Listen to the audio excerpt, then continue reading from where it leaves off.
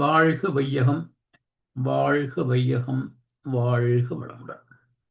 இது Canada sky yoga மன்றத்தின் வாராந்த சிறப்பு சிந்தனை உரை நிகழ்ச்சி.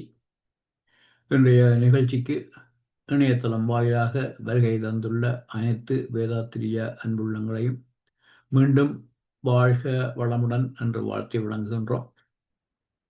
இன்று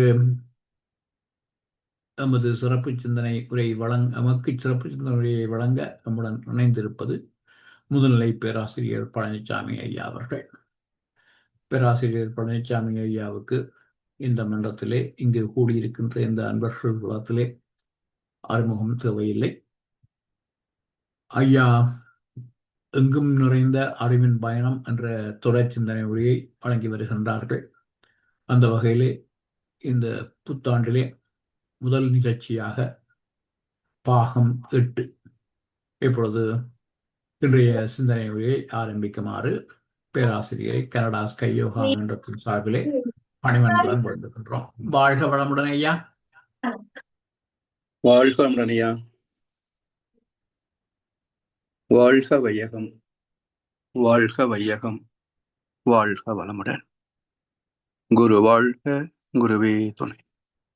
சிந்தனையை, உடல் நலத்தை சீர் அமைத்து உய்வித்த குருவே வாழ்க. வாழ்க வளமுடன், வாழ்க வளமுடன், வாழ்க வையகம். கனடா ஸ்கை யோகா அறக்கட்டளையை சிறப்பாக நடத்தி வருகின்ற ஆன்மீக அன்புள்ளங்கள், குறிப்பாக பேராசிரியர் முனைவர் சிவசங்கர் ஐயா அவர்கள் மற்றும் இந்த நிகழ்ச்சியை தொடர்ந்து சிறப்பித்து வருகின்ற அன்பர்கள் அனைவருக்கும் அருட்தந்தை வேதாத்திரி மகிழ்ச்சி அவர்கள் சார்பாக வாழ்க வளமுடன் என்ற வாழ்த்துக்களையும் எனது அன்பு கலந்த பணிவான வணக்கத்தையும் சமர்ப்பித்து, எங்கும் நிறைந்த அறிவின் பயணம் வேதத்திரிய தொடர் சிந்தனையின் 8ஆம் பாகத்தில் இன்றைக்கு அறிவே தெய்வம் என்று சான்று தரும் ஸ்ரீமத் பகவத்கீதை. மகாபாரதத்துல ஆத்ம ஞானத்திற்கு என்று ஒரு தனி சிறப்பு ஞான பெட்டகமாக எழுதப்பட்ட நூல்தான் ஸ்ரீமத் பகவத்கீதை. 700 ஸ்லோகங்களிலே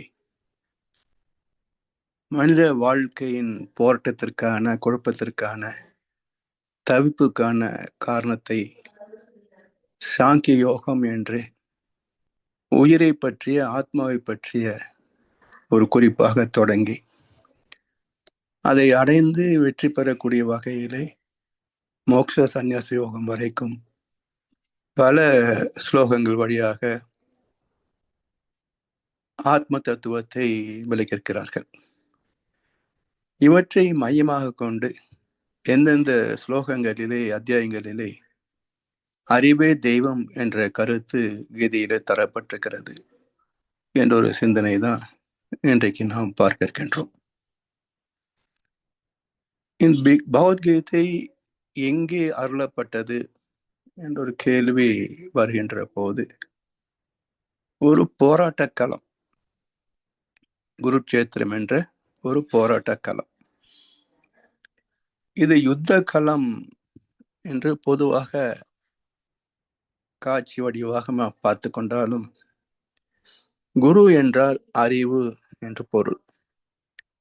சேத்திரம் என்றால் இயக்க களம். அப்ப அறிவின் இயக்க களம் எது? அறிவு சுத்த வெளியின் பேரறிவாக நிறைத்த வெளியாக இருக்கிறது. அதுவே இயக்கத்தில் வருகின்ற போது இந்த பிரபஞ்சம் என்று சொல்லக்கூடிய வகையிலே எண்ணற்ற தோற்றங்களாக நிறைந்திருக்கிறது. அப்ப அறிவின் இயக்க களம் என்றால் இந்த உலகம் என்ற பிரபஞ்சம், காஸ்மாஸ், இது முழுவதுமே அறிவின் இயக்க களம்தான். அதே போல ஜீவன்களிலேயும், குறிப்பாக மனித இனத்திலே நன்மைக்கும் தீமைக்கும் தர்மத்திற்கும் அதர்மத்திற்கும், நல்ல எண்ணங்களுக்கும் தீய எண்ணங்களுக்கும் இடையிலே ஒரு வாழ்நாள் போராட்டம், முடிவில்லாத ஒரு தொடர் யுத்தம். இதுக்கும் குருச்சேத்திரம் என்றுதான் பேர். நமக்குள்ளும் அறிவு இருக்கிறது, நமக்குள்ளும் வாழ்க்கை போராட்டம் இருக்கிறது. என குருச்சேத்திரம் என்பது ஒவ்வொரு மனிதனுக்குள்ளும் தொடர்ந்து நிகழ்ந்து கொண்டிருக்கின்ற ஒரு வாழ்வியல் போராட்டம். இது பொதுவாக அர்ஜுனனுக்கும் கிருஷ்ண பரமாத்மாவுக்கும் இடையில் நிகழ்ந்த ஒரு உரையாடலாக கூறப்பட்டாலும் உலக அமைதிக்கு வழிகாட்டும் நூல் கீதை. அறிவுக்கும் மனதுக்கும் இடையில் நடந்த உரையாடல், தெய்வத்தன்மைக்கும் மனிதத்தன்மைக்கும் இடையே நடந்த உரையாடல். இந்த நூலின் தலைப்பு ஸ்ரீமத் பகவத்கீதை. ஸ்ரீ என்றால் திரு அல்லது காந்த களம், திருவருள் என்ற அர்த்தம். ஸ்ரீமத் என்கின்ற போது அந்த காந்தத்தின் சிறப்பு எவ்வளவோ அத்தனையும் பொருந்திய கீதா என்றால் ஸ்லோகங்கள் அல்லது பாடல்கள். அதாவது செல்வம் பொருந்திய, திரு பொருந்திய, மேன்மைகள் பொருந்திய ஒரு நூல் பகவத்கீதை. பகவத் என்ற சொல் குண்டலினியை குறிக்கும். ஆண் பெண் என்று பிரிக்க முடியாத அல்லது இரண்டுக்கும் மூலப்பொருளாகிய ஒன்று. பகவான் என்றால் ஆண் தன்மை, பகவதி என்றால் பெண் தன்மை, பகவத் என்றால் ஆண் தன்மையும் பெண் தன்மையும் கலந்த நிலை. இதை அர்த்தநாரி சிவசக்தி என்றெல்லாம் சொல்லலாம்.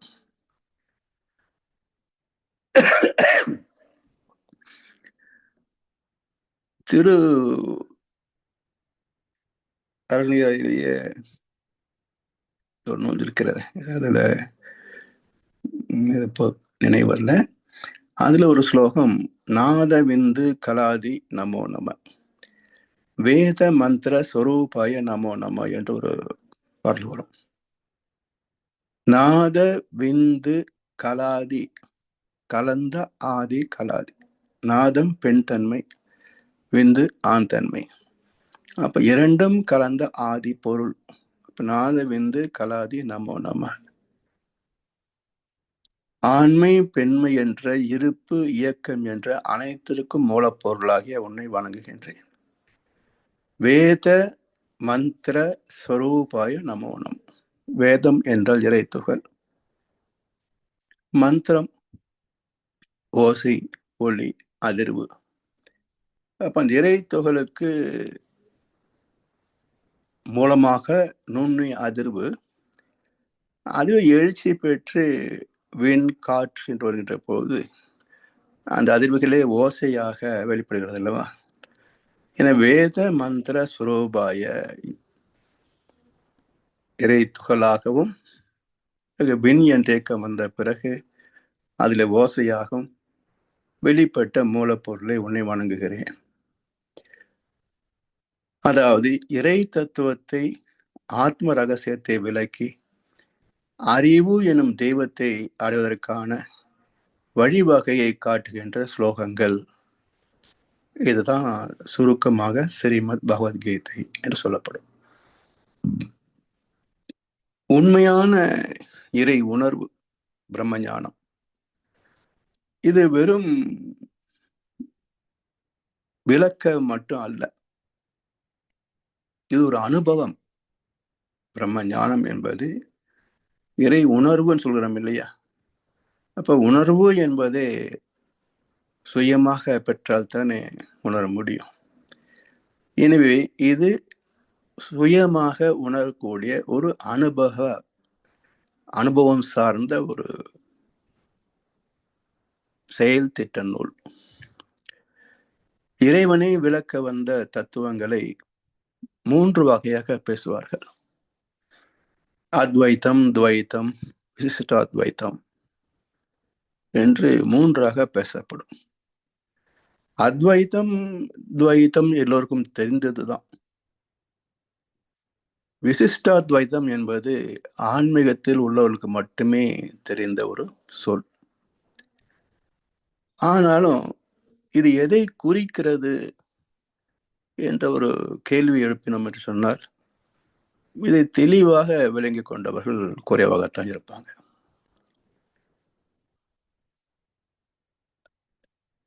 அத்வைதம் ஜீவன்கள், பஞ்சபூதங்கள், இந்த பிரபஞ்சம் அனைத்தையும் மூலப்பொருளாகிய இருப்பு, சுத்தவெளி, அதுவாகவே பார்க்கக்கூடிய, அனைத்தையும் இறைவனாகவே பார்க்கக்கூடிய ஒரு பக்குவம், பிரிவு கடந்த, எல்லை கடந்த நிலை, அதான் அத்வைத்தம்.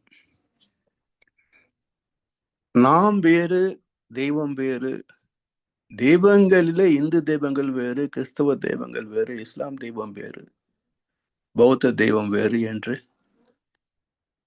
பல நூறு மதங்களின் கடவுள்களும் வேறு வேறு என்று நினைக்கின்ற அறியாமை துவைத்தம்.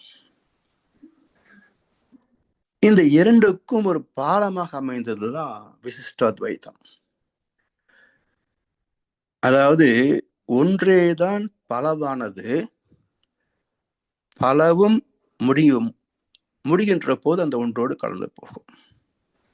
அப்போ ஒன்றே பலவாகி பலவும் ஒன்றிலே அடங்கி போகும் என்று அத்வைத்துக்கும் துவைதத்துக்கும் ஒரு பாலமாக அமைந்திருப்பது விசிஷ்டாத்வைத்தம்.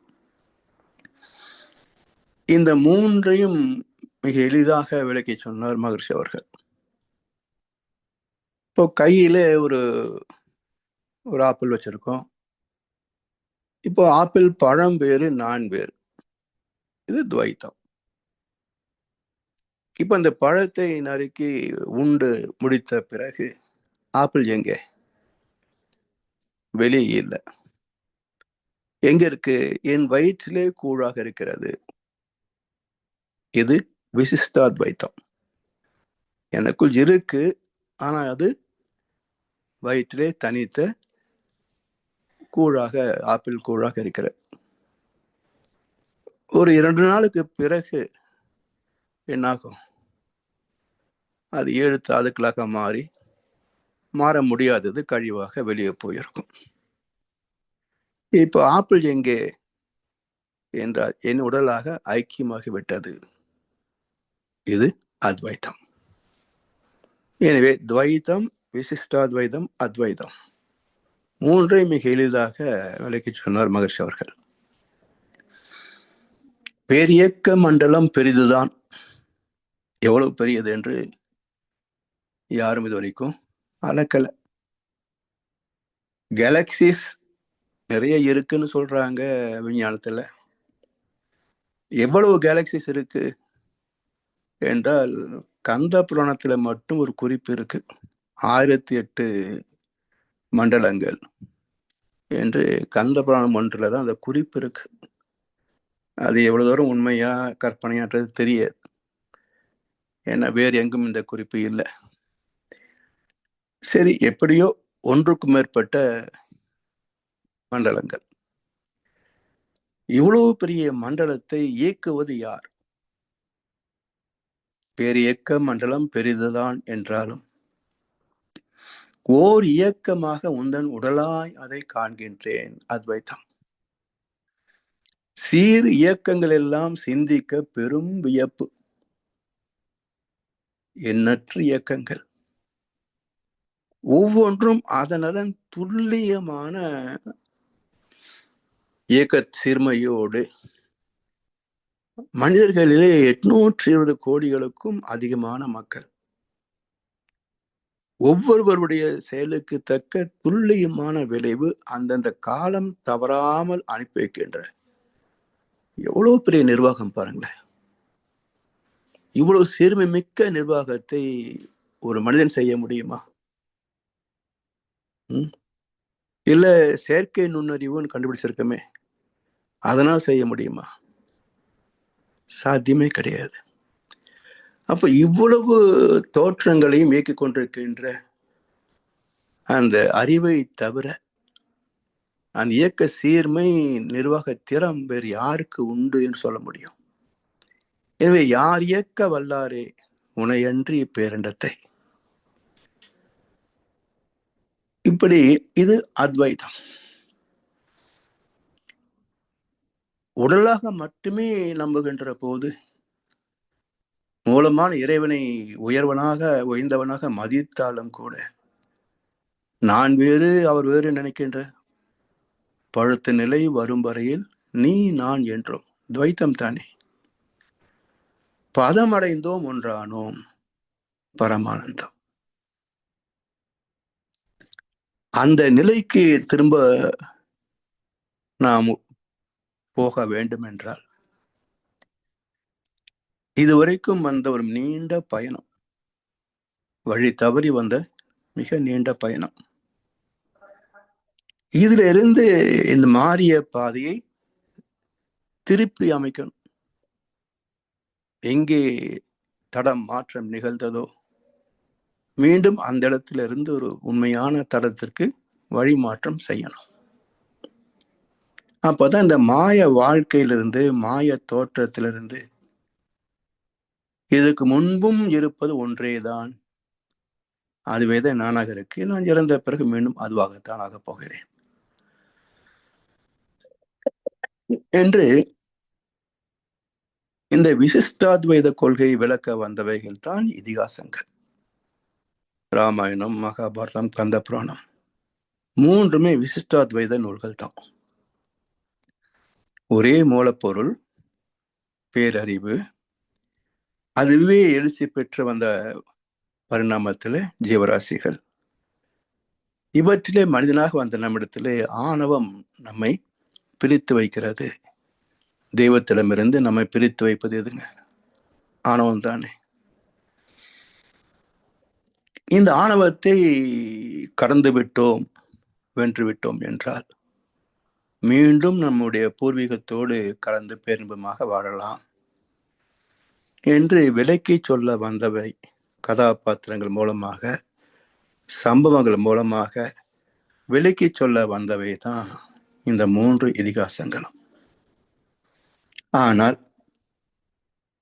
இவை எழுதப்பட்டு பல நூற்றாண்டுகள் கடந்தும் இன்று வரைக்கும் மக்கள் மனதிலே என்ன சாதித்திருக்கிறது என்று ஒரு கேள்வி எழுப்பி பார்த்தோம் என்று சொன்னால், இவற்றை கதைகளாகவோ அல்லது சரித்திரமாகவோ தான் மக்கள் பார்க்கிறார்களே தவிர இது ஒரு வாழ்க்கை நெறி, உலகம் முழுவதும் உள்ள மக்களுக்கு சொல்லப்பட்ட ஒரு பொதுவான வாழ்க்கை நெறி என்பதை வெளிப்படுத்தவில்லை. ஒரு சின்ன உதாரணத்தை கூட நாம் பார்க்கலாம். இந்த ஓம் என்று சொல்கின்ற போது நம்முடைய மனவளக்கலை பயிற்சிகளே வெளி உலகத்திற்கு, பள்ளி கல்லூரிகளுக்கு சென்ற போது ஓம் என்று சொல்ல நீக்கிறங்க, அது எந்த சொல்ல குறிக்கும்? நீங்க மதம் கடந்ததுன்னு சொல்றீங்க, ஓம்னு சொன்னா இந்துவா தான் குறிக்கும். அதெல்லாம் நாங்கள் ஏற்க முடியாது, அந்த வார்த்தையை நீக்கணும். ஓம் சாந்தி சாந்தி சாந்தி, இந்த ஒரு இடத்துலதான் ஓமே நம்ம பயன்படுத்துறோம், வேற எங்கேயும் இல்லை. அதையும் நீக்க சொன்ன பிறகு தான் நம்ம அமைதி அமைதி அமைதி என்று தவத்தில் சொல்றோம்.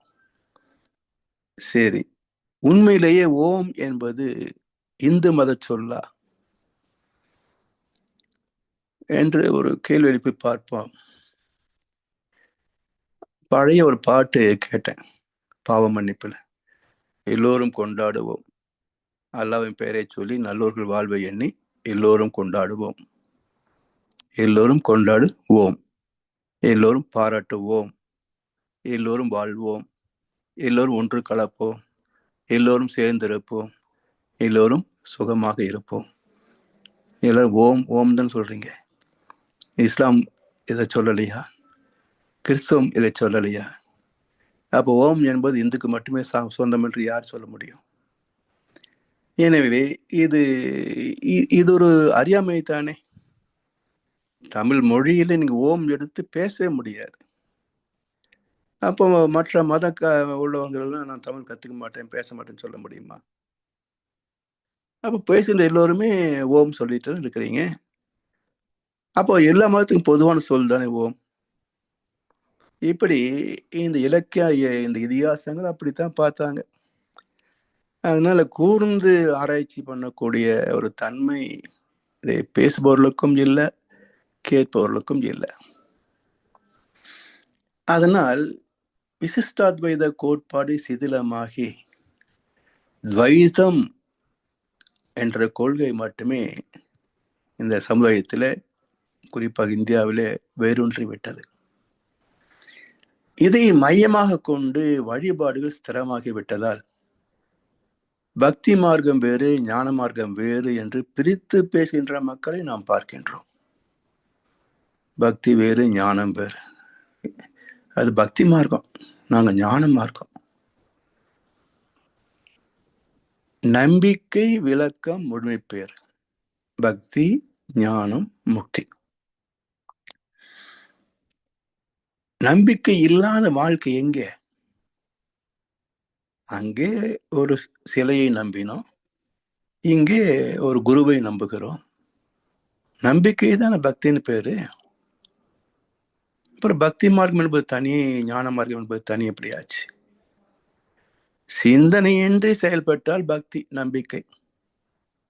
சிந்தனையோடு, அறிவோடு, கேள்வி கேட்டு விளக்கம் பெற்று செயல்பட்டால் அது ஞான மார்க்கம். இவ்வளவுதானே. இது ரெண்டுக்கு எங்கே முரண்பாடு? இரண்டு மார்க்கமா என்ன? ஒரே மார்க்கம் தான். இப்படி பக்தி மார்க்கம் வேறு, ஞான மார்க்கம் வேறு என்ற பனிப்போர் தொடர்ந்திட என் மார்க்கம், என் நம்பிக்கை, என் பக்தி என்று மக்கள் பிரிப்பட்டு விட்டார்கள். என்று உண்மையை சொல்ல போனோம்னு சொன்னா, அவங்க நம்பிக்கை செய்யறாங்க, நீங்க ஏன் அதை கெடுக்கிறீங்க, நீங்க அதை தடுக்கிறீங்க அப்படிம்பாங்க. அவங்க நம்பிக்கை அவங்க செய்யட்டும். சரி, இந்த கருத்தை சொல்பவர்களுக்கு நான் ஒரு கேள்வி வைக்கிறேன். இப்போ எனக்கு இந்த கடவுள் தான் எல்லாம் என்று நான் நம்புகிறேன், வழிபடுகிறேன், விழா கொண்டாடுகிறேன்.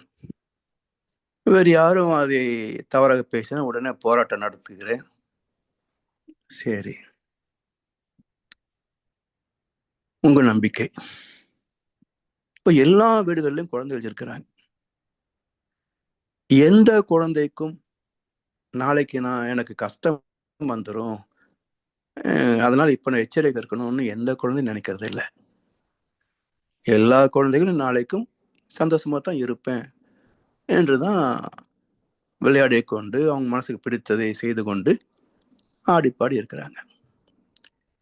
அந்த குழந்தையை நீங்க அறிவுறுத்தி, மிரட்டி, அடிச்சு கொண்டு போய் பள்ளி என்ற இடத்துல திணித்து விட்டு வந்து இப்படி தொடர்ந்து படி படி படின்னு முதுகலை பட்டம் வாங்குகின்ற வரைக்கும் துரத்துறீங்க.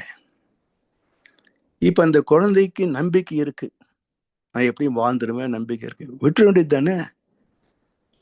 ஏன் எதை பள்ளி கல்லூரியில் சேர்க்குறீங்க, ஒழுக்கத்தை கற்றுக் கொடுக்குறீங்க அப்படின்னு என்ன பதில் சொல்லுவாங்க? அது குழந்தைங்க, அதுக்கு என்ன தெரியும் உலகத்தை பற்றி, வாழ்க்கையை பற்றி? நாம தான் சொல்லி தரணுன்றீங்க இல்லையா? அதே மாதிரி நீங்களும் குழந்தைகள் தான். கோவிலுக்கு போகின்ற சிந்தனை இல்லாத எல்லா பக்தர்களும் குழந்தைகள் தான். இந்த குழந்தைக்கு இது அல்ல, இது வெறும் ஒரு தற்காலிகமான மன நிம்மதிக்கான ஒரு இடம். இதனுடைய வாழ்க்கையில ஒழுக்கத்தை கற்பிக்காது. ஒழுக்கமாக வாழ்வதற்கான எந்த பயிற்சியோ விளக்கமோ இங்க இல்லை. ஒழுக்கத்தை பின்பற்றவில்லை என்றால் உன் வாழ்க்கையில் எந்த கஷ்டமும் தீராது, எந்த நோயும் தீராது என்று வாழ்ந்து தெளிந்த மகன்கள் சொல்றாங்க. அப்ப எப்படி குழந்தை உங்க பேச்சை கேட்டு படிச்சு வாழ்க்கையை நல்லபடியாக அமைத்துக் கொண்டதோ, அதே போல ஞானிகள் சொல்லக்கூடிய கருத்தை நீங்கள் கேட்டு ஒழுக்கமாக வாழ்ந்து பாவத்தை தவிர்த்து சுகமாக வாழணும் இல்லையா? நீங்க அதுல வரும்போது ஒரு நியாயத்தை பேசுறீங்க, இங்க வரும்போது வேற நியாயத்தை பேசுறீங்க. இது என்னங்க நியாயம்? நீ உனக்காக உருவாக்கும் நியாயம் அது அநியாயமானாலும் ஆகும். எல்லோருக்கும் பொதுவான நியாயம் ஒண்ணு இருக்குங்க, அது இறை நீதி. அந்த இறை நீதியை புரிந்து கொள்வதற்காக ஒரு ஞானியா எத்தனை ஞானிகள் தங்கள் வாழ்க்கையை அர்ப்பணித்தார்கள். அதையெல்லாம் விட்டு விட்டு இன்றைக்கு காவிகள் சொல்வதே ஞானம் என்று, அவர்களுக்கு அவங்களால் தெரியும் என்று நம்பி காலில் விழுவதும் காணிக்கை தருவதும் விழா கொண்டாடு, இப்படியே எத்தனை காலம் ஓட்டியாச்சு. கொஞ்சமா சிந்தித்து பார்த்தா தெரியும், இது எல்லாமே நம்முடைய துன்பத்தை நீக்கவில்லை என்பது யதார்த்தமான உண்மை. எந்த பக்தனுக்கு மட்டுமல்ல, எந்த மதத்திலேயும் நோய் இல்லாத சாமியில் எத்தனை பேருங்க.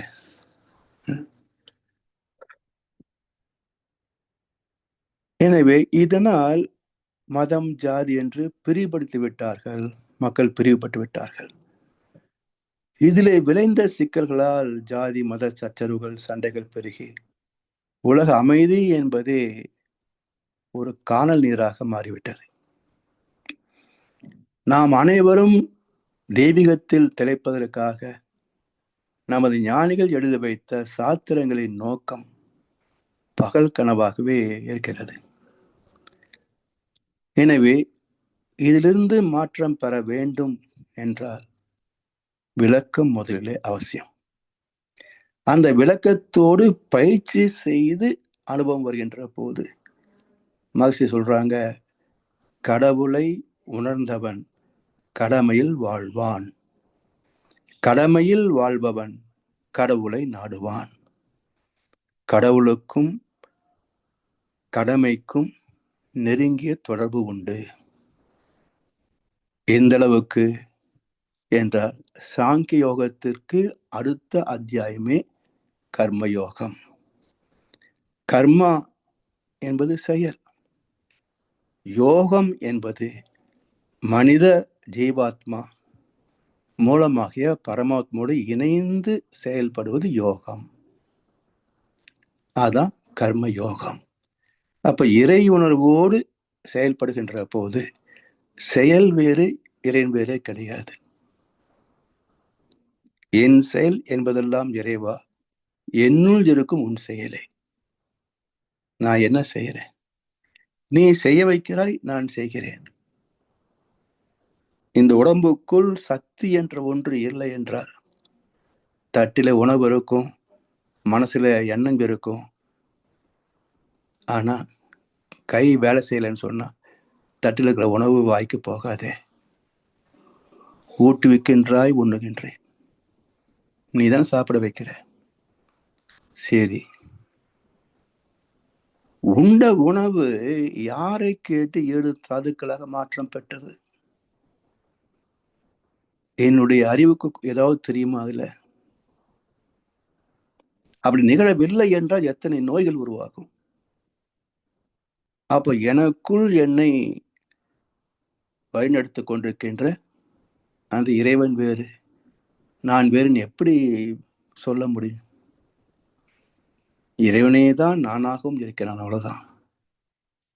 அந்த ஆற்றல் இல்லை என்றால் எனக்குள்ள சுவாசம் நின்று போயிடும், இருதயம் நின்று போயிருக்கும் அல்லவா? அதனால் கடமையும் கடவுளும் ஒன்றேதான். கடவுளை உணர்ந்தவன் கடமையில் வாழ்வான், கடமையில் வாழ்பவன் கடவுளை நாடுவான். யார் தன் கடமையை செய்யவில்லையோ அவன் எவ்வளவு பெரிய ஆன்மீகவாதி, 18 தடவை சபரிமலைக்கு போயிட்டு வந்த குருசாமி என்றெல்லாம் பெருமை பேசிக் கொண்டாலும் அவனுக்கும் கடவுளுக்கும் சம்பந்தமே இருக்காது. கனவுல கூட கடவுள் வரமாட்டார். அப்படி என்னென்ன கடமை நமக்கு இருக்கிறது? தான், சுற்றம், குடும்பம், சுற்றம், ஊர், உலகம் என்ற 5 வகை கடமைகளை நிறைவாக ஆற்றுகின்ற மாமனிதருக்கு தெய்வத்தின் மீது அசையாத பக்தி, நம்பிக்கை பெருகும். இந்த நம்பிக்கை உள்ள பக்தனை இறைவன் கைவிடுவதில்லை. இவரை போல மனித குலமே கர்ம யோகிகளாக மாறிவிடும் போது உலக அமைதி வந்துவிடும். அப்போ இதை அறிவதற்கான வழிவகை சொல்லணும் இல்லையா? நீயும் நானும் ஒன்றுதான் என்ற கருத்தை தெளிவாக்கணும் இல்லையா? அப்படி 7ஆம் அத்தியாயத்துல 24வது ஸ்லோகம் என்ன சொல்லுகிறது? என்னுடைய அழிவற்ற ஒப்பற்ற பரஸ்வரூபத்தை அறியாத அறிவிலிகள். வார்த்தையை நல்லா கவனிச்சு பாருங்க, எவ்வளவு அற்புதமான கருத்து. பகவான் சொல்றாரு, என்னுடைய அழிவற்ற ஒப்பற்ற பரஸ்வரூபத்தை அறியாத அறிவிலிகள், புலன்களுக்கு எட்டாத என்னை புலன்களுக்கு தென்படும் இயல்பை அடைந்தவனாக எண்ணுகின்றனர். அதாவது நம்முடைய உணர் புலன்கள் மூலமாகவோ செயல் புலன்கள் மூலமாகவோ அதை அறியவும் முடியாது, அடையவும் முடியாது. அதான் பரஸ்வரூபம், பரம்பொருள். அப்ப பரம் என்றால் அது ஒரு முழுமை அல்லது மூலம் என்ற அர்த்தம். இப்ப சாது என்றாலே அமைதியானார் என்ற அர்த்தம். பரமசாது என்றால் அவன் அந்த அமைதியிலே முழுமை பெற்று விட்டான் என்று அர்த்தம். அது போல பரம்பொருள் என்றால் அது அனைத்திலும் முழுமை பெற்ற ஒன்று, அனைத்திற்கும் மூலமான ஒன்று. எனவே பரஸ்வரூபம் அது அணுவுக்குள் அணுவாய்,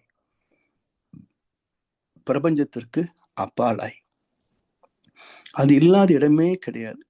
அதான் பரஸ்வரூபம். அதுக்கு அழிவு உண்டா? இல்லை. அதுக்கு ஒப்பிட்டு இன்னொன்று காட்ட முடியுமா? சாத்தியம் இல்லை. அப்போ என்னுடைய அழிவற்ற ஒப்பற்ற பரஸ்வரூபத்தை அறியாத அறிவிலிகள், முட்டாள்கள், புலன்களுக்கு எட்டாத என்னை. மனிதனுடைய உணர்புலன்களுக்கோ செயல் புலன்களுக்கோ எட்டாத என்னை புலன்களுக்கு தென்படும் இயல்பை அடைந்தவனாக எண்ணுகின்றனர். சரி, இப்போ இதை எப்படி, அதாவது தெரியாத மக்களுக்கு எப்படி தெரியப்படுத்த முடியும்? From known to the unknown என்று சொல்லுவார்கள். தெரிந்த ஒன்றில இருந்து தெரியாத ஒன்றுக்கு போவது, from known to the unknown end. அப்போ தெரிந்த ஒன்று, தெரியாத ஒன்று. இப்ப நமக்கு தெரிந்த அரூபம் என்ன? அறிவுன்னு சொன்னா பல பேருக்கு தெரியறது இல்லை. அது இருக்கு, அவ்வளவுதான் எடுத்துக்கிறாங்களே தவிர அது அரூபமாக இருக்குன்றது யோசிக்கிறதெல்லாம் கிடையாது. இப்ப இவருடைய சிந்தனைக்கு ஒரு கருத்தை சொல்ல வேண்டும் என்றால் இவளுக்கு புரியுற மாதிரி சொல்லணும். எல்லாரும் குழந்தை பெற்றிருக்கிறாங்க. குடும்பத்தில் உள்ள ஒவ்வொரு கணவன் மனைவிக்கும் குழந்தைகள் உண்டு. இல்லறத்தில் தாம்பத்தியத்தின் மூலமாக குழந்தை பிறக்கிறது என்பதில் யாருக்கும் மாற்று கருத்து கிடையாது. சரி, இப்போ அடுத்த நாள் காலையில போய் மருத்துவரிடத்துல காட்ட வேண்டியது தானே, உண்டாயிடுச்சா இல்லையான்னு. போறதில்லை. அந்த விளக்கு நாள் தள்ளி போற போது சந்தேகம் வருது, போய் செக்அப் பண்றாங்க. போயிட்டு அடுத்த மாசம் வாங்கன்றாங்க டாக்டர். சரியா போகும்போது 45 நாள் 48 நாள் ஆயிடுது. ஒரு அல்ட்ராசவுண்டு ஸ்கேன் எடுத்து பார்த்துட்டு உண்டா இருக்கிறீங்க அப்படின்றாங்க. இதையும் அன்னைக்கே சொல்ல வேண்டியது தானே, அன்னைக்கே சொல்ல வேண்டியது தானே.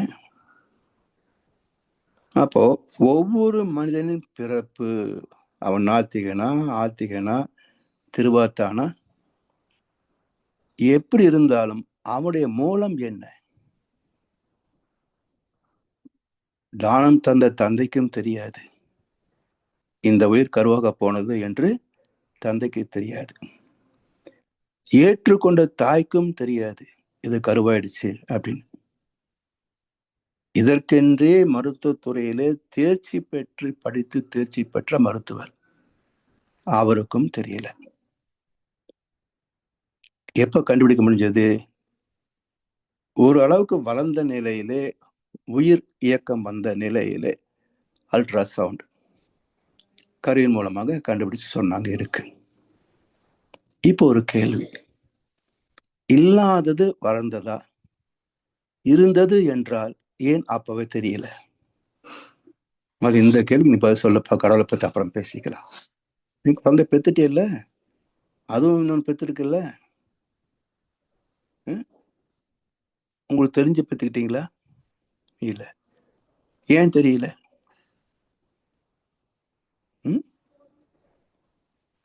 கரு ஆனதற்கும் இப்போ கண்டெடுத்ததற்கும் இடையில அது உண்டா இல்லையா? அப்ப இந்த இடத்துல கீதை என்ன சொல்லுகிறது? இல்லாததற்கு இருப்பு கிடையாது. இல்லாததற்கு இருப்பு கிடையாது. இங்க இல்லாத ஒன்று எங்கிருந்தோ வரல. இருப்பது இல்லாமல் போவதும் கிடையாது. இங்க உள்ள ஒன்று இதை விட்டு வேற எங்கே போக முடியாது. நம்ம விட்டு உயிர் போச்சு இல்ல, உடலை விட்டு உயிர் போச்சு இல்ல. அப்ப இந்த ஸ்லோகம் என்ன சொல்ல வருகிறது? எல்லாம் அந்த பரஸ்வரூபத்திற்குள் அடக்கம். இடம் மாறி கொண்டிருக்குமே தவிர இந்த பரஸ்வரூபத்தை கடந்து வெளியே போக முடியாது. வேற எங்கோ இருந்து பரஸ்வரூபத்துக்குள் நுழையவும் முடியாது. ஏன் என்றால் இதற்கு எல்லையும் கிடையாது, அடிமுடி கிடையாது. எல்லா கணக்குகளும் தோற்றங்களும் வித்தின் தி யூனிவர்ஸ், உலகத்துக்குள்ளதான். வெளியே உள்ளது எல்லையற்ற, உருவமற்ற, சுத்த வெளியாகிய அறிவு மட்டுமே. எனவே சிந்தித்து பார்த்தால்தான் விளக்கம் பயனாகும். சிந்திக்க மாட்டேன்னு அடம் பிடிக்கிறாங்க, எப்படி புரிஞ்சுக்க முடியும்? எனவே இதை உணராத அறிவிலிகள் இறைவன் வடிவமற்றது, என்றைக்கும் நீடித்து நிலைத்திருப்பது, புலன்களால் அறிய முடியாதது, இந்த தத்துவத்தை, உண்மையை உணராத அறிவிலிகள் அந்த இறைவன் சிறு சிறு வடிவங்களிலே இருப்பதாகவும், அந்த வடிவங்களின் ஒரு பிரதிபிம்பமே கோவிலிலே இருக்கின்ற சிலைகள். இது ஒரு உருவம், இது மாதிரி அங்க ஒன்று இருக்கு. சிவபெருமான் எங்க இருக்கிறாரு? கைலாசத்தில் உட்கார்ந்து இருக்கிறாரு. அங்க போய் கைலாசத்தில் என்ன பார்த்தாங்க? சிவனை உட்காந்துறதை பார்த்தாங்களா? இல்ல விரைத்து போனதை பார்த்தாங்களா? பணியில. இப்படி அந்த உருவங்களின் பிரதிபிம்பங்களே சிலைகள் என்றும், இந்த சிலைகளுக்கு செய்கின்ற பூசணைகள் இறைவனை போய் சேரும் என்றும் எண்ணி வழிபடுகிறார்கள். ஆலய வழிபாடு என்பது துன்பப்படுகின்ற மனதுக்கு ஒரு தற்காலிகமான நிம்மதியை தருமே தவிர வேறு எந்த வகையிலும் அது நிரந்தர சுகத்தை தராது, பாவத்தையும் போக்காது. சரி, அடுத்து இதே அத்தியாயத்துல அடுத்த ஸ்லோகங்கள் 25, 26 2 ஸ்லோகங்கள். அது என்ன சொல்லுது? யோக மாயையினால் நன்கு மூடப்பட்டுள்ள நான் எல்லோருடைய அறிவுக்கும் எட்டுகிறது இல்லை. பிறவாத அழியாத என்னை இந்த மூட உலகம் அறிகிறது இல்லை. சென்றனவும் இருப்பனவும் வருவனவும் ஆகிய உயிர்களெல்லாம் நான் அறிவேன், ஆனால் என்னை யாரும் அறியார். யோக மாயை, யோக மாயை, மாயை மறைய வெளிப்படும் அப்பொருள். மாயை மறைக்க மறைந்த மறைப்பொருள், மாயை விலக வெளிப்படும் அப்பொருள். திருமந்திரத்துல சில பாடல்கள்ல இந்த கருத்து வருது. அப்ப மாயை என்பது என்ன? மிராஜ், காணல் நீர். இருப்பது மாதிரி தெரியும், பக்கத்துல போன இருக்காது. அப்ப இந்த வாழ்க்கை என்பது நிலைத்தது என்று நினைக்கிறோம். எது நிலைத்தது? ஒவ்வொரு பருவத்தில் நம்முடைய வாழ்க்கையின் நோக்கம், தேவைகள், உணர்வுகள், அனுபவங்கள் மாறிக்கொண்டே வருது. பிள்ளை இருந்த உணர்வு இப்ப இருக்கா? பிள்ளையா இருக்கும்போது தாத்தாவன் எப்படி இருக்கும்னு தெரியுமா? சரி, அதுக்குதான் தெரியாது. பிள்ளை பருவத்தை கடந்துதான் இப்ப நான் வந்திருக்கேன். ஆனா என்னால் அந்த உணர்வு மீண்டும் பெற முடிகிறதா? போயே போச்சு. அப்ப அந்தந்த காலகட்டத்தில் என்ன தேவைகளோ, உணர்வுகளோ அதுதானே வாழ்க்கையாக இருக்கிறது. அப்போ இந்த வாழ்க்கை நிசம் என்பரானே, அது மயக்கம் இல்லையா? மாயை அல்லவா? மாயத்திரை அல்லவா அதை மூடியிருக்கிறது. அதனால்தான் வருஷ பிறப்பு இன்னைக்கு ஜனவரி 1, தமிழ் வருஷ பிறப்பு, அர்த்தமுள்ள மாதம் சித்திரை. சித் என்றால் உயிர், ஆத்மா. திரை என்றால் மறைவு, மயக்கம், மாயை. அப்போ மனித பிறப்பு என்பதே மயக்கத்தில் தான் நிகழ்கிறது. சித்திரை. தாய் தந்தை மயக்கத்தில் ஜனிக்கின்ற ஒரு சிசு. உடல் சார்ந்த மயக்கத்தில் வாழ்ந்து முடிந்த உயிர். அப்ப மயக்கத்திலே கருவாகி, மயக்கத்திலே உருவாகி, மயக்கத்திலே வாழ்ந்து, மயக்கத்திலே செத்து போகின்ற அவலம். கடைசி வரைக்கும் இந்த மாயையிலிருந்து விலகவில்லை என்றால் இந்த மனிதன் என்ற ஒரு வாய்ப்பு கிடைத்து என்ன பயன்? ராமகிருஷ்ணன் சொல்லுவார், பிறர்க்கரிய மாட பிறப்பு பெற்ற ஒருவன் இப்பிறவியிலேயே ஈஸ்வர பிரேமையை உணராது போனால் அவன் வீணே பிறந்தவனாகிறான்.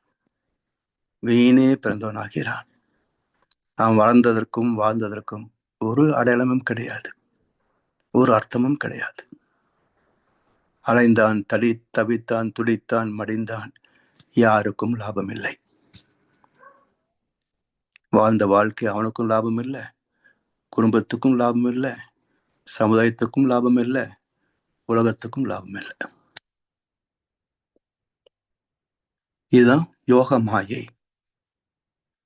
இதனால் நன்கு மூடப்பட்டுள்ள நாள். அங்கெங்க ஏதோ எங்காவது ஓட்ட தெரியுதா வெளியே பார்க்கலான்ற அதுவும் கிடையாது. நன்கு மூடப்பட்ட நாள்.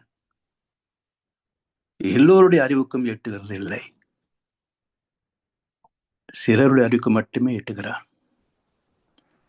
சரி, அப்படி எட்டக்கூடிய அல்லது எட்டிய நிலை அல்லது அசல் நிலை என்ன என்றால் பிறவாத அழியாத எண்ணை இந்த மூல உலகம் அறிகிறது இல்லை. கிருஷ்ணன் பிறந்தான் கோகுலாஷ்டமி, ஆனா என்ன சொல்றான்? பிறவாத அழியாத எண்ணை இந்த மூல உலகம் அறிகிறது இல்லை. சென்றனவும் இருப்பனவும் வருவனவும் ஆகிய உயிர்களெல்லாம் நான் அறிவேன், ஆனால் என்னை யாரும் அறியார். ஏன்னா கோடியில் ஒருவர் இறைவனை உணர்ந்திருந்தாலும் இன்றைய ஜனத்தொகை கணக்குக்கு 820 ஞானிகள் இருக்கணும். அப்படி இல்லாமல் போனதன் காரணம் பிறப்பும் இறப்பும் இல்லாத தெய்வத்திற்கு ராமநவமி, கிருஷ்ண ஜெயந்தி கொண்டாடிய அறியாமை தானே. இன்னொரு ஸ்லோகத்தில் தெளிவா சொல்றார், அர்ஜுனா, உனக்கும் எனக்கும் பிறவிகள் பல கடந்து போயின,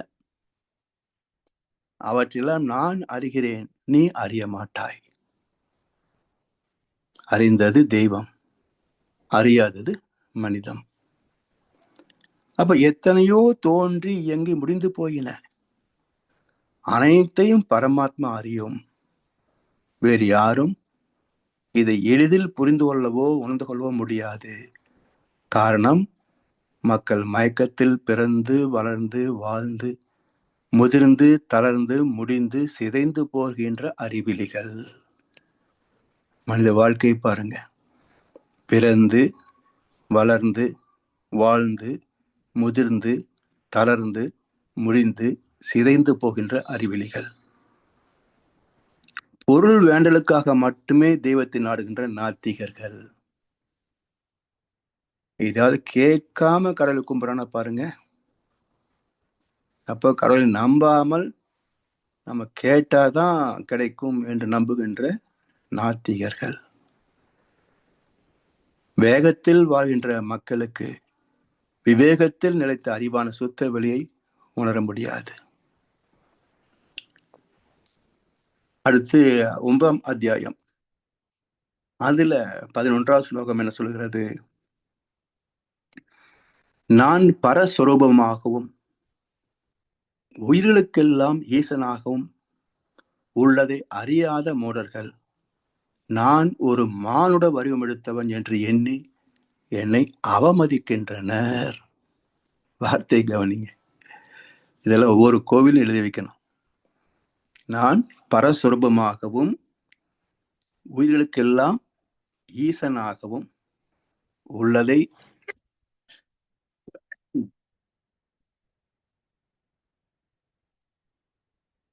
அறியாத மூடர்கள் நான் ஒரு மானுட வடிவம் எடுத்தவன், ராமபிரான் கிருஷ்ண பரமாத்மா என்று எண்ணி என்னை அவமதிக்கிறார்கள். இந்த மாயை விலகி உண்மை உணர முயலாமல் வெறும் ராமா கிருஷ்ணா என்றால் மட்டுமே எப்படி ஞானம் கிடைக்கும்? என்னை மனிதன் மாறுவதற்கான வழியை தியான யோகத்துல சொல்றாரு.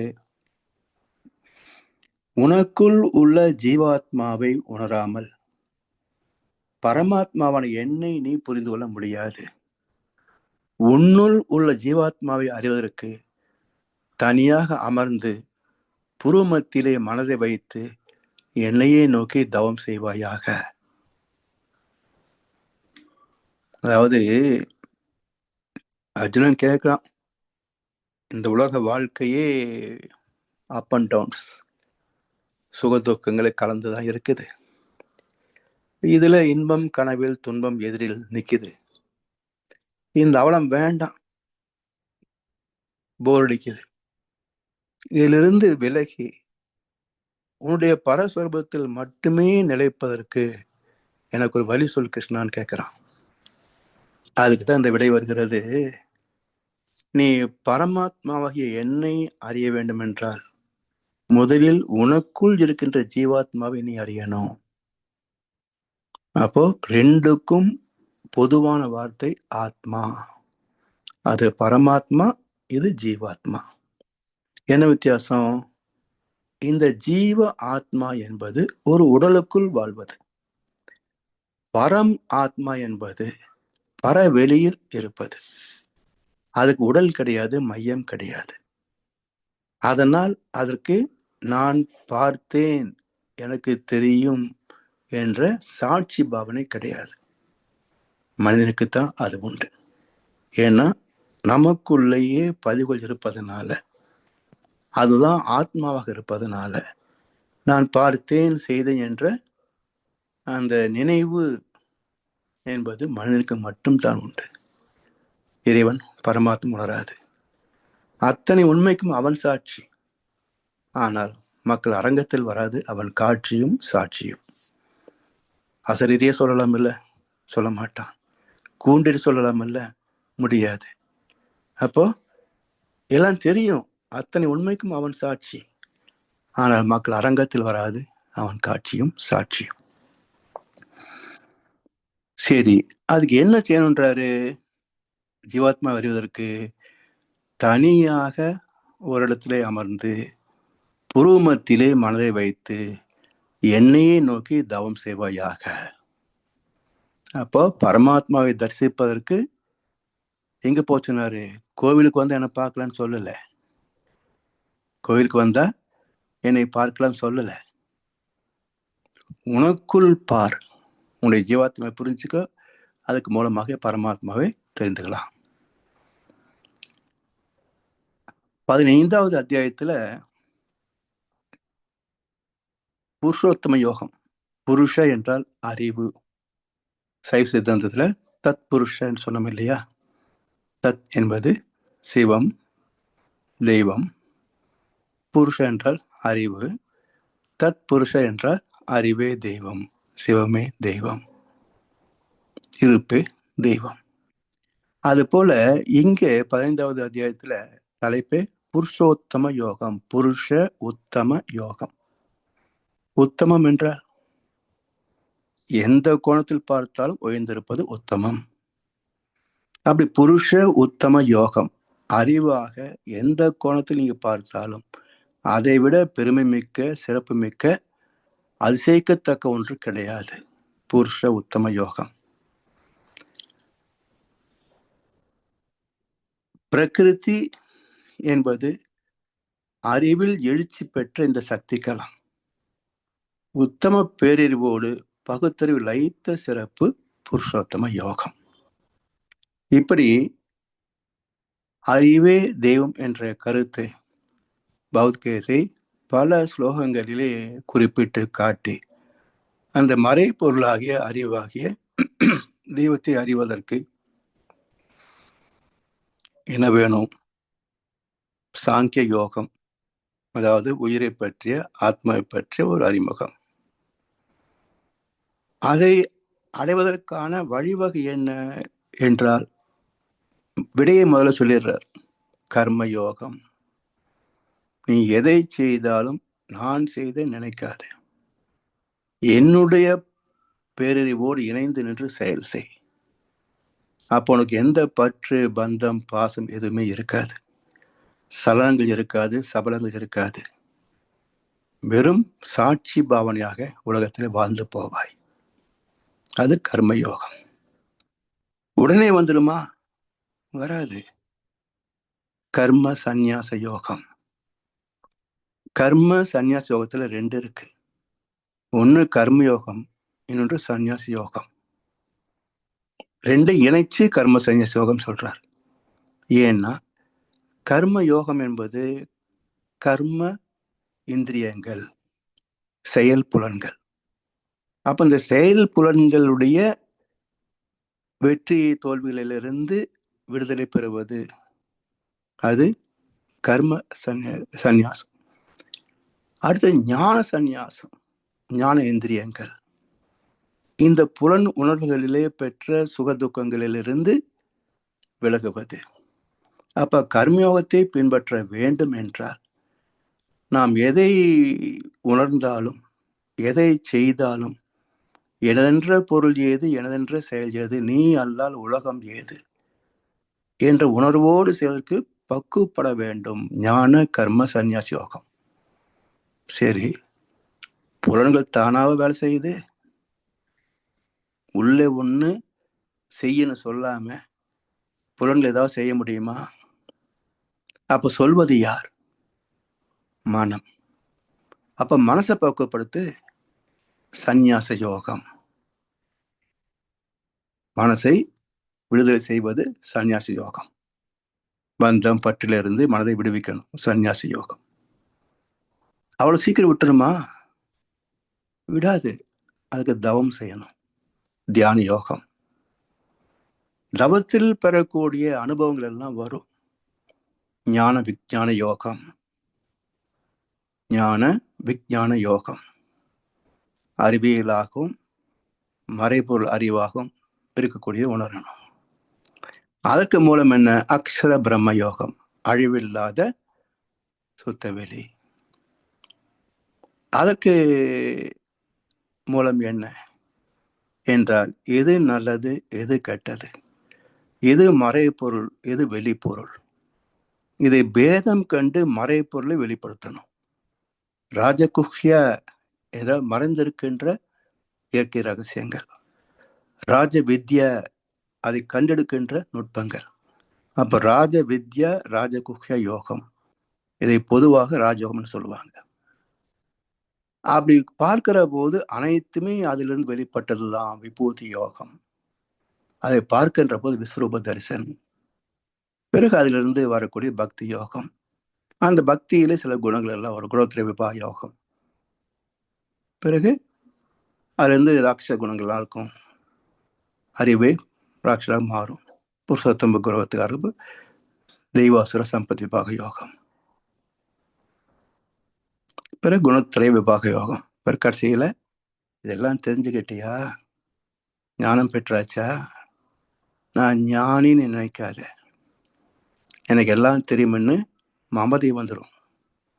அதனால் ஈசனோட ஆயினும் ஆசை அருமின்கள். டோட்டல் சரண்டர், சரணாகதி. அப்ப மோக்ஷ சந்நியாச யோகம், நம்பிக்கை, விளக்கம், முழுமை பேர் இருக்க மோட்சம், முக்தி. மோட்சம் என்பது முக்திக்கு பிறகு இரண்டோடு கலக்கின்ற நிலை. அந்த மோட்ச நிலை வருகின்ற போது கூட அதை நான் அடைகிறேன் என்ற உணர்வு போகாது. அதையும் இறைவனுக்கு அர்ப்பணித்து விடு. அப்போ அதையிலிருந்தும் விடுதலை பெற்ற ஈசனோட ஆயினும் ஆசை அருமென்கள். ஆசை பட பட ஆய்வரும் துன்பங்கள், ஆசை விட விட ஆனந்தமாமே. அந்த ஆனந்தத்தின் உச்சம் தானே பேரானந்தம், பரமானந்தம். அப்படி அறிவை கொண்டே அறிவை அறிகின்ற முயற்சி, அறிவுதான் நானாக இருக்கிறேன் என்ற கருத்தை கீதையும் 700 ஸ்லோகங்களிலே ஆங்காங்கே குறிப்பாக தந்திருக்கிறது. நீண்ட விளக்கம் இல்லை. அந்த குறிப்புக்கு நீண்ட விளக்கமாக வந்தவர் மகர்ஷிகள் தந்திருக்கின்ற வேதத்திரியம். எனவே அடுத்த வாரம் நம்ம அறிவே தெய்வம் என்று சான்று தரும் வள்ளுவம் திருக்குறளுடைய கருத்தை வைத்து எப்படி அறிவே தெய்வம் என்று வள்ளுவர் சொல்லுகிறார் என்ற கருத்தை அடுத்த அமர்விலே சிந்திப்போம் என்று சொல்லி வாய்ப்பளித்த அனைவருக்கு நன்றி பாராட்டி இந்த உரையை நிறைவு செய்கின்றோம். வாழ்க வளமுடன், வாழ்க வளமுடன், வாழ்க வையகம். வாழ்க வளமுடன். மிக்க நன்றிகள் ஐயா. நன்றி ஐயா. மிகச் சிறப்பான சிந்தனை உரை ஐயா. இந்த வருடம் ஆரம்பித்திருக்கின்றோம். முதல் வகுப்பே சிறப்பாக அமைகின்றது. நன்றிகள் ஐயா. இப்பொழுது நண்பர்களுடைய கேள்வி பதில் பகுதிக்கு செல்வோம். ஐயாவிடம் உங்கள் கேள்விகளை கேட்க விரும்புபவர்கள் அல்லது உங்கள் கருத்துக்களை பரிமாறிக்கொள்ள விரும்புபவர்கள் இப்பொழுது கைகளை உயர்த்தி கேட்கலாம்.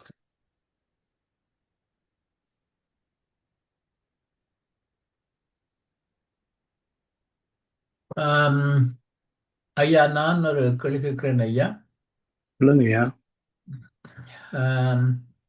நேரடியாக இன்றைய வகுப்போடை தொடர்புபடாது, ஆனால் இந்த வகுப்பிலே குறிப்பிட்ட 2 அம்சங்கள். இந்த ஆணவம் மற்றது மாய, சைவ சித்தாந்தலை இதை பற்றி விரிவாக பேசப்படுகின்றது. அது வேதாந்தத்திலேயும் பேசப்படுகின்றது. வேதாத்திரி மகர்ஷியினுடைய விளக்கத்திலே இந்த ஆணவம் மாயை எப்போது, எங்கே அல்லது எவ்வாறு தோன்றியது என்று பற்றிய விளக்கம் இருக்கும் சொல்ல முடியுமா ஐயா? அதாவது அனுபவங்கள் சேர சேரத்தான் ஆணவம் பிறக்குங்க.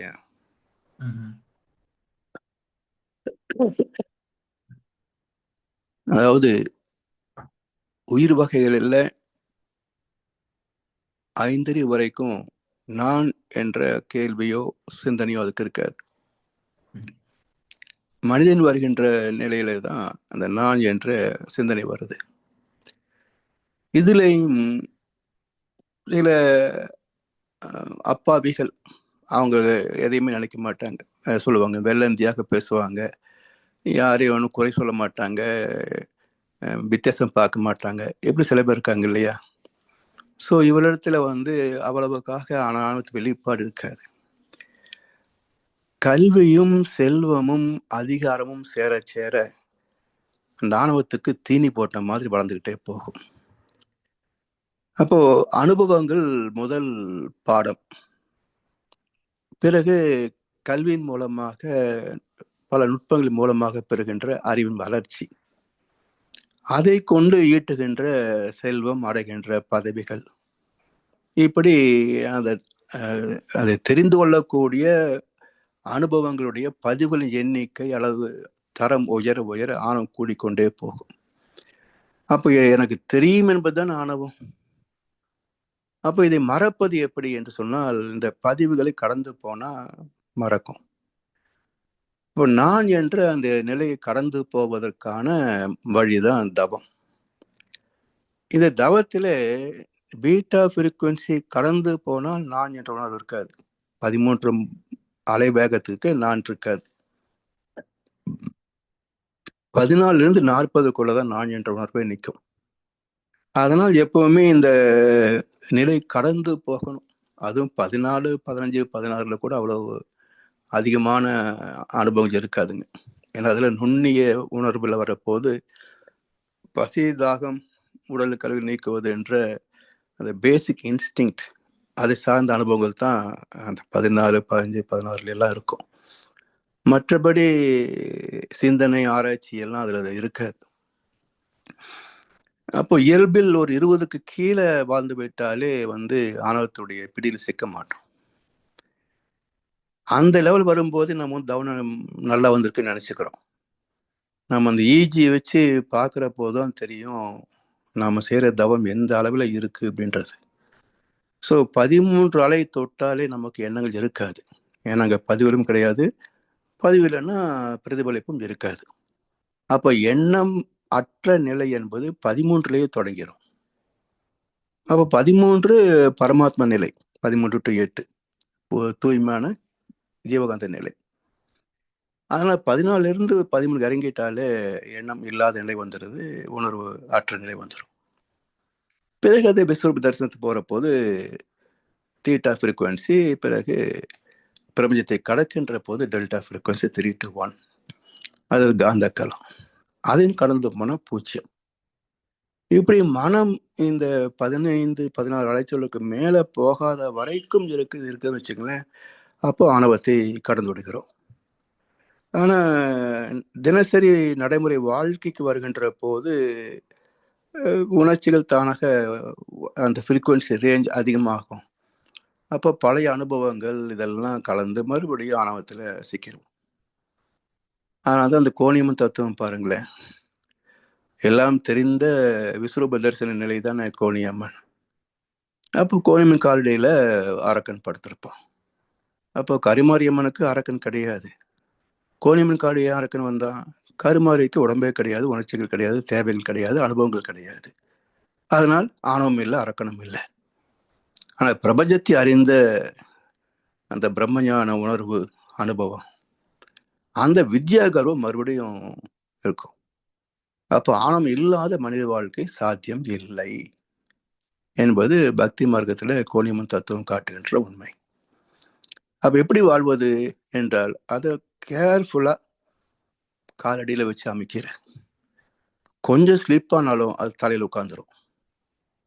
அப்போ எச்சரிக்கையோடு கலந்த வாழ்க்கை, இதைத்தான் டோட்டல் அவேர்னஸ், விழிப்புணர்வோடு வாழ்வது என்று மகிழ்ச்சி சொல்லுவாங்க. அந்த அறிவு தன் விழிப்பு நிலை பெறலாத தெளிவில் 5 பெரும் பழிச்செயல்கள் விளைய வழி ஏது. அப்ப அறிவு விழிப்பு தவறுகின்ற போது ஆணவம் ஆட்சிக்கு வந்துடும். பாண்டு வெளியே போனா திருதராஷ்டிரன் ஆட்சிக்கு வந்துட்டான். அறிவு வெளியே போச்சு, ஆணவம் உச்சத்துக்கு வந்துருச்சு. இதெல்லாம் மகாபாரத கதை. அதனால் அறிவு சற்று தளர்ச்சி ஆனாலும் கூட ஆணவம் உச்சத்துக்கு வந்துடும். ஸோ வாழ்க்கைய போராட்டம் தான். இந்த என்ன சொல்றது, இந்த வித்யா கர்வத்துக்கும் அறிவு ஞானத்திற்கும் இடையில் நடக்கின்ற ஒரு குருட்சேத்திர யுத்தம் தான் இந்த வாழ்க்கை. சரிங்களா?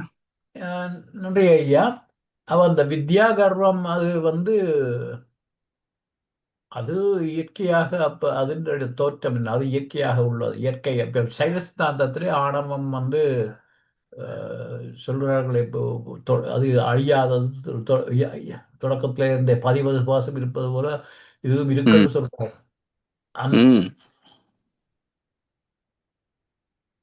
அதைத்தான் கேட்கிறேன் ஐயா. இப்போ வேதாத்ரி மகரிஷிலே அப்படி இது அந்த சுத்த வழியிலிருந்து வருகின்ற போது அங்கே அந்த ஆணவம் எல்லா ஆரம்பி. இடத்துலயும் இருக்கும். எந்த இடத்துல இருந்தாலும் நமக்கு தானே தத்துவங்கள் சொல்லியிருக்காங்க. அப்ப யதார்த்த வாழ்க்கையில எங்கெல்லாம் நம்ம வந்து விழிப்பு தவறுகிறோமோ அப்போ நமக்குள்ள இருக்கிற ஆணவம் மேல வந்துடும். ம்ஹும். ஸோ எந்த மார்க்கமாக இருந்தாலும் சரி, பக்தியில் இருந்தாலும் சரி, ஞானம் சொன்னாலும் சரி, ம். எல்லாம் ஒரே வாழ்க்கை பயணம் தானே. நம்பிக்கை, விளக்கம், முழுமை. ம். அதனால தான் வாழ்க்கையே குரு சேத்திரம்ன்றது. ம்ஹும். போராட்டம் இல்லாத வாழ்க்கை கிடையாதுங்க. நன்றி ஐயா. நன்றி ஐயா. அடுத்து கவிதாம்மா. ஐயா வாழ்க வளமுடன் ஐயா. வாழ்க வளமுடன் ஐயா. வாழ்க வளமுடன் ஐயா ஐயா. ஐயா நீங்க சொன்னீங்கல்ல குழந்தை பெத்துக்கும் போது இப்பதான் அல்ட்ரா ஸ்கேன், அந்த காலத்துல எல்லாம் ஐயா அப்படியே தானே இருந்தாங்க. ஆமா, அந்த காலத்துலலாம் வந்து அவளுக்கு தெரிஞ்சிருக்காது. அப்போ ஆஹ் மருத்துவர்கள் வந்து நாடி பிடிச்சு பார்த்துருப்பாங்கல்லம்மா, ஆஹா அப்படி கண்டுபிடிச்சிருப்பாங்க. ஆஹ் ஓ, இப்பதான் அல்ட்ரா ஸ்கேன்லாம் வந்திருக்கு. ஆமா, அப்பெல்லாம் இப்போ அதெல்லாம் கிடையாது. இப்போ பல மருத்துவருக்கு நாடி பிடிச்சு பார்க்கவே தெரியாது. ஆஹ் ஓ ஐயா, அப்புறம் எல்லா மதத்திற்கும் ஓம் தான் சத்தம் இல்லைங்கய்யா? ஆமா, ஓம் ஆஹ் அதாவது தமிழ் மொழியில ஆஹ் பயன்படுத்துகின்ற போது ஓம் இல்லாத இடமே கிடையாது. ஓ அப்போ ஓம் என்பது இந்து மதம் சார்ந்ததுன்னு எப்படி சொல்ல முடியும்? ம் அது அது தவறான புரிதல் தானே. ஆமா. ம் ஆஹ் நன்றிகள் ஐயா. இந்த ரெண்டு தான் சந்தேகமா இருந்துச்சு. ஓம் என்பது வந்து இறைவனை ஆஹ் உணர்வதற்கான உச்சரிப்பு. ஆஹ் ஆம் சரி. என்பது இறை தத்துவம். ஓம் என்பது இறை ஆஹ் தத்துவத்தை அறிவதற்கான பயிற்சி முறை. ஆஹ் அதனால தான் இந்து தத்துவத்துல ஆம் அப்படின்னு தான் முதல்ல எல்லாம் பேசுவாங்க. அதுவே தான் ஆஹ் இஸ்லாத்துல ஆமீன் அப்படிம்பாங்க, கிறிஸ்தவத்துல ஆமா. ஆமென் அப்படிம்பாங்க. ஆம், ஆமென், ஆமீன். அப்போ ஆம் என்பது உம் இறைநிலை, ஓம் என்பது இறைநிலை அறிவதற்கான பயிற்சி. உம் அப்ப ஆ ஊ இம்ம எல்லாம் ஒண்ணுதானங்கய்யா? ஆ ஊ இம் அதெல்லாம் ஒண்ணுதான். அது கலந்த ஒரு ஒண்ணுதான். அந்த உச்சரிப்பு கலந்து வந்ததுனால ஓம் என்பது ஏ ஆ ஊ எப்படின்லாம் சொல்லுவாங்க. ஆஹ் ஆஹ் நன்றிகள் ஐயா. வாழ்க வளமுடன் ஐயா. வாழ்க வளமுடன். வாழ்க வளமுடன் ஐயா. வாழ்க வளமுடன். அடுத்து பரதராஜன் ஐயா. வாழ்க வளமுடன் ஐயா. வாழ்க வளமுடன் ஐயா. சொல்லுங்கள். வழக்கம் போல் சிறப்பான ஒரு சிந்தனை உரை. பக்தி யோகத்திற்கும் ஞான யோகத்திற்கும் உள்ள வித்தியாசத்தையும் இரண்டிலும் வரக்கூடிய அந்த ஆணவம் எல்லாம் அழகாக விளக்கி சொன்னீங்க. இன்னமும் அந்த பக்தி யோகம் வந்து எளிமையாக இருக்கு அவங்களுக்கு. அது அந்த சடங்குகளை செய்து விட்டால் முடிந்து விட்டது வேலை என்ன. ஞான யோகத்தை அதெல்லாம் கடந்து ஆழ்நிலைக்கு போகிறதுக்கு உண்டான விடாமுயற்சியும் பொறுமையும் அங்கே இல்லை. ஆனால் பக்தி யோகத்திலேயே இருந்து நீங்கள் சொன்ன மாதிரி சிறப்பாக வாழ்ந்து அறம் சார்ந்த வாழ்வை வாழ்ந்து இறைவனை சேர்ந்தவர்களும் இருக்கிறார்கள். அதில் ஒன்றும் தவறே இல்லை. ஆனால் அது வந்து எளிமையாக இருக்குன்றதுனால அது எல்லாரும் அதோட நிறுத்திக்கிறாங்க. நீங்கள் எல்கேஜி யூகேஜி லெவல்லையே நின்றுக்கிறாங்க. அந்த பேதத்தை அழகாக உணர்த்தினீங்க. ரொம்ப சிறப்பு ஐயா. வாழ்க வளமுடன். நன்றி ஐயா. வாழ்க வளமுடன். ஜனார் ஐயா, நீங்கள் கையெழுத்துறீங்க, வந்து கையிறக்கிட்டீங்க. ஐயா வாழ்க வளமுடன்.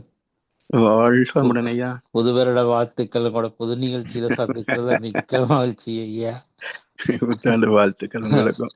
ஐயா, இந்த இந்த ஆணவத்தை பற்றி ஒரு இது வரைக்கும் ஒன்று வந்து இந்த சமயத்துல உள்ளாக்கள் போடுற அந்த ரிலிஜியஸ் சிம்பல்ஸ், அந்த அடையாளங்கள்.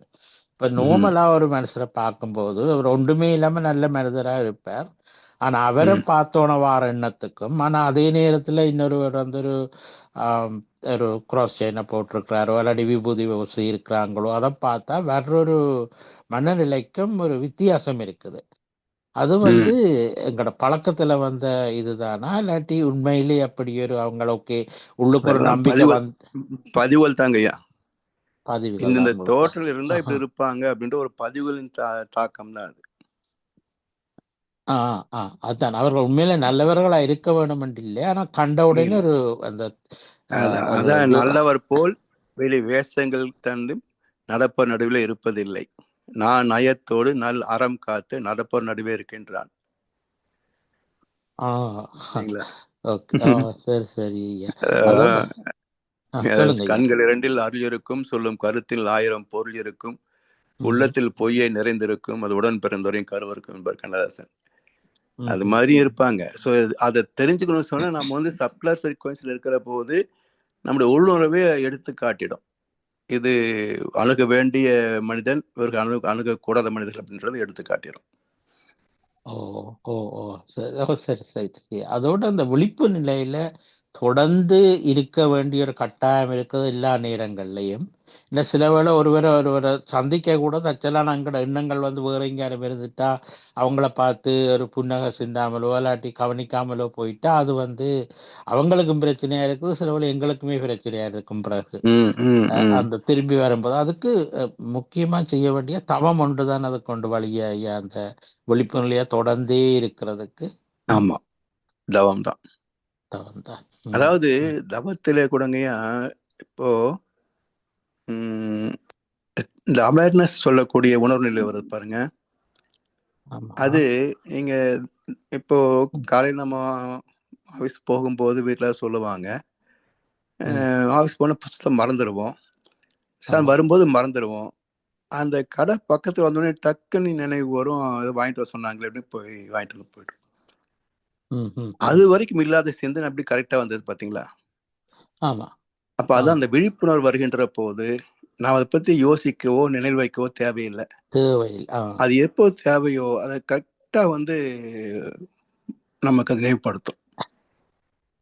அது ஏற்கனவே சிஸ்டத்துல அது இருக்கு. அந்த கான்சியஸ் சிஸ்டத்திலே அந்த அவேர்னஸ் இருக்கு. அதனால நம்ம வந்து எந்த விதமான திட்டமிடுதலோ ஒண்ணுமே தேவையில்லை. அதாவது இயல்பா நடந்துரும். இயல்பா நடந்துரும். அதான் சாமிஜி ஒரு இடத்துல சொல்லுவாங்க, தத்துவத்திலே தெளிவும் தொண்டு செய்கின்ற மனமும் இருந்தால் உங்களுக்கு என்ன தேவையோ அது இறைவன் அந்தந்த நேரத்தில் சரியாக கொடுப்பான் அடிப்பார். இயல்பா நடந்து போயிடும். நம்ம எந்த முயற்சி எடுக்க அவசியமா இருக்காது, தானா நடக்கும்.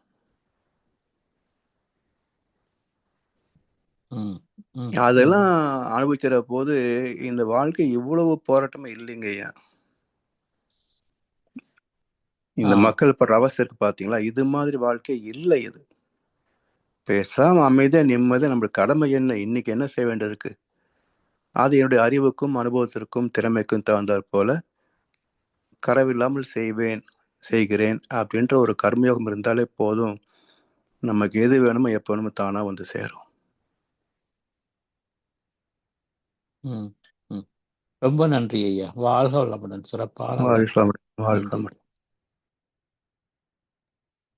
வாழ்க வளமுடன். நன்றிகள் ஐயா. நன்றிகள் ஐயா. வேறு கேள்விகள் இல்லை. எனவே நாங்கள் இன்றைய கேள்வி பதில் பகுதியை இத்துடன் நிறைவு செய்வோம். இதுவரை நேரமும் எங்கும் நிறைந்த அறிவின் பயணம் பாகம் 8 இந்த சிந்தனை ஒளியை சிறப்பாக நமக்கு நடத்தி தந்த முதுநிலை பேராசிரியர் பழனிசாமி ஐயாவை கனடாஸ் கையோகா மன்றத்தின் சார்பிலே நாம் கையாவுக்கு நமது நன்றிகளை தெரிவிப்பதோடு ஐயாவை வாழ்த்துவோம். முதுநிலை பேராசிரியர் பழனிசாமி ஐயா அவரது உடல் நலம், மனவளம், பொருளாதார வளம், அவரின் அன்பு குடும்பம், அவரது வேதாத்திரிய தொண்டு